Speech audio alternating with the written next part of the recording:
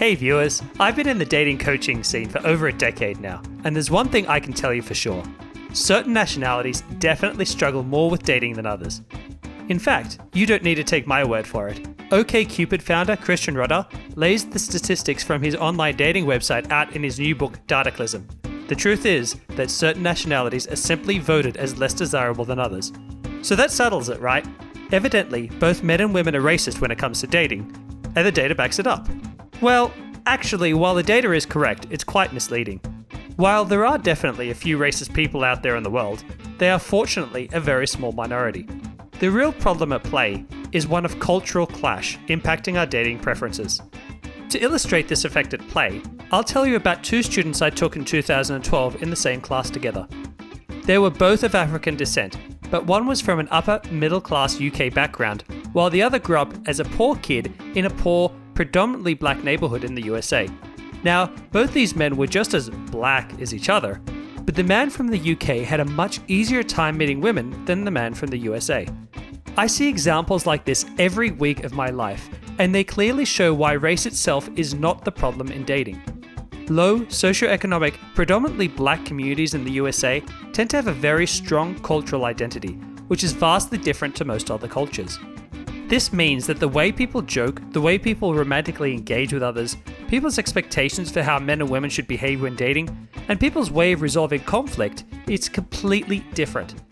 The African man from the UK, on the other hand, has a cultural behavior style indistinguishable from the rest of most Western cultures, so he has far less difficulty meeting women because it's just easier for him to connect with them on the level that they want to be connected with. Now, as we go through life, we quickly learn what cultural behaviors we feel compatible with romantically, and which we feel incompatible with. So we learn to automatically discount people romantically from certain cultures as a way to simply save time by not dating people we're unlikely to really click with. For example, I'm a pretty confident and outspoken guy. I'm not at all conservative or traditional or religious. As a result, I know that I'm unlikely to be compatible with girls from conservative or religious backgrounds because I'll be too brash for them, and they'll be too shy and not outspoken enough for me. So any girl I meet who, for example, appears to be traditionally Korean, Chinese, Indian, or from any number of religious African countries are instantly discounted in my mind, because I know the odds are that we just won't click. But in spite of that fact, for the last 8 years I've been dating an Indian girl. There was no clash for us because she grew up in Australia and grew up in more or less the same cultural background I did. So you're watching and you're from a cultural background that the men or women you want don't seem to be interested in. What do you do about this? Well, there are two ways to go here. One, if you strongly identify with your cultural background and believe that it is an intrinsic part of who you are, then you need to realize that you don't actually want a romantic relationship with anyone from a culture which clashes with yours, because you'll never really understand each other. You shouldn't want someone with vastly different relationship expectations from your own. However, if you feel that you want to break free from your cultural background and be your own person, but feel instantly unfairly judged because of how you look or sound, then there is an easy way to destroy this pattern and be judged solely on your own merits as a unique human being. The key? Break people's cultural stereotypes within minutes of meeting you. Imagine you're sitting on a park bench and a man rides up on a Harley Davidson. He's wearing all black leather, his head is shaved, and he is covered in tattoos. What assumptions do you make about him? Imagine 1 minute later he walks over to a woman holding a baby who appears to know him.